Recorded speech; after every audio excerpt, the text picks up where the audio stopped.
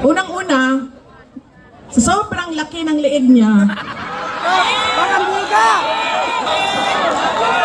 naiipit na yung boses niya.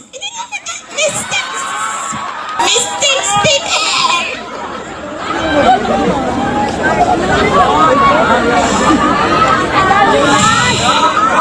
Pangalawa, sabi ko dapat magaling, di ba? Yung congressman na pinili ninyo, simba ko ng mga taga second district sa Kuan. Uy! Wala ka ba eh? Tara, puntahan natin sa tennis court! Inakusahan niya ako ng lahat. Inakusahan niya ako ng lahat-lahat na, pero wala man lang siyang isang ebidensya na sinabi na ito ang nagpapatotoo na buisit talaga yung babaeng Inday Sara na yan. Wala. Kaya pag bumili kayo ng muka ng distrito ninyo, saan na yung congressman ninyo?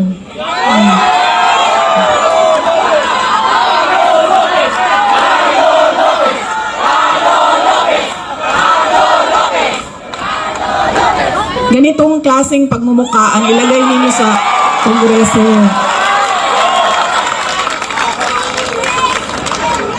At ganitong klaseng kapasidad. Hindi ko alam, ano bang nangyari noong 2022 at yan ang binoto ninyo? Ikwento nyo nga sa akin. Ikwento nyo sa akin.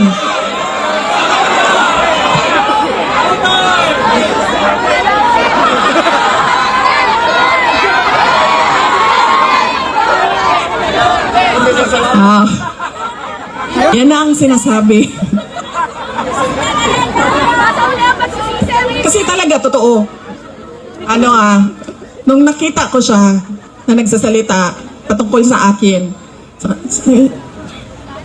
congressman yan? Ng syudad ng Maynila?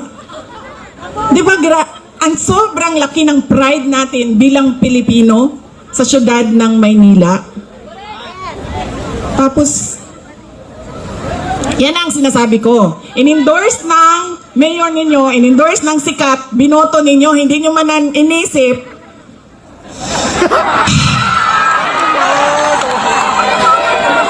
Yan! Yan ang sinasabi ko sa inyo.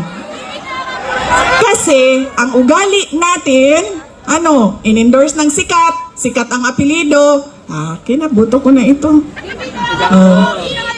Sumayaw, kumanta, napatawa ako. Bahala na yung pangako mo. Hindi natutupad. Okay ka na.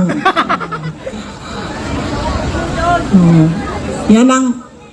kita nyo, nasaan na yung bansa natin ngayon? Nasa kangkungan na tayo. Ay, sorry. In-endorse ko din pala si BBM. Humingi-hingi ako ng patawa.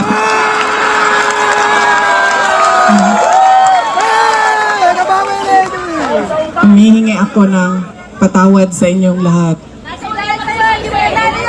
Ma'am, tinatanggap ko po ang sorry mo at pinatakbo mo akong Vice President. Okay lang, ma'am.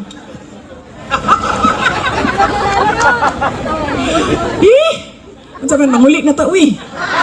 Dali, alam mo, oy! Di pa mo manguli? Gotom na biya!